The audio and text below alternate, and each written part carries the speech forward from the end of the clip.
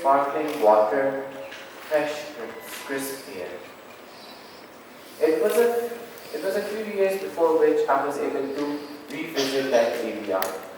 But what I saw there this time filled me with dread. The once green valleys were now marred with signs of industrialization. The once clear water was now black with the waste from the nearby. The crisp air was suffocating. This is sad, but this is the price we have to pay for our own economic development, because that is a system of changes. But what if I told you that there is a method by which that we can save such natural beauty and progress economically and industrially? Sounds a bit crazy, doesn't it? But it is possible. And the system by which we can do so is a green economy system. Now, many of us are aware of the current environmental condition of our Earth: greenhouse effect, ozone depletion, and others deforestation. It was according to a survey in 2017 to 18 that the carbon dioxide emission in those 2 years alone is 2.7%. And those were the 2 years in which scientists thought that they could control the carbon dioxide emission. Other than that is the wastage of water. According to a survey, an average family wastes up to 180 gallons of water a year. And by 2050, it has been stated that water will only fulfill 60% of our total needs. All of this sounds quite horrifying, doesn't it? But if we change our own perspective, if we change our system of government and our development, then we can save ourselves from such disaster. Now, many environmentalists have stated the need for the implementation of the green economy system. And basically, green economy system is a resource-efficient, low-cost system of industry.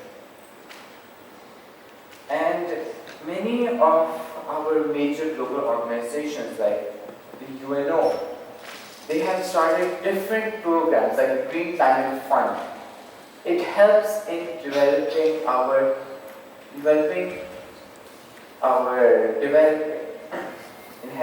developing countries may tell them about the effects of our green economy. It is a large-scale project, and with a large-scale project comes its own sets of pros and cons. But majority green economy system is useful and beneficial for us. An example is the fact that the job opportunities it will create.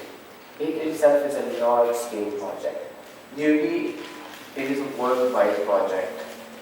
And through that, we can really be able to cut down our unemployment rate. And through that, our annual revenue will increase. And with the help of the increase in our annual revenue, the society, the country, the government will flourish. Now, such a system is easy to implement in the developed countries because they have been working towards it for the past few centuries. But if we look at the developing countries, it will pose a huge problem for us. And it will pose a problem because the people there are illiterate and they are not willing to accept the change that it will bring. They want to stay on the same old path they've been, and they will be like, what will happen will happen, we don't want to change ourselves. But that is a negative thinking that will destroy us. Now, to solve such problems, we need to go to the root cause, that is the lack of education. We need to educate the masses of such developing countries like India, Pakistan, Nepal, Bangladesh, so that they can understand what the green economy policy can do for them. Now, this policy, this system, the green economy system, it may take decades or even a century for it to be implemented and perfected. And it will be quite an expensive plan. As many of the developers say that maybe it can cost $1 trillion. But if we don't implement such a policy in our country, then it would, and then we will burn our world, as it is said. Now, in the long run, the green economy system will prove to be quite beneficial for our world. Not only will it help stabilize the economy of every single country in the world, but it will also preserve our natural resources. It will be a step in the right direction, because without it, our world will collapse, it will burn, and nothing will be left for our future. And with the help of the green economy system, that is the only way by which we can present for ourselves a brighter future.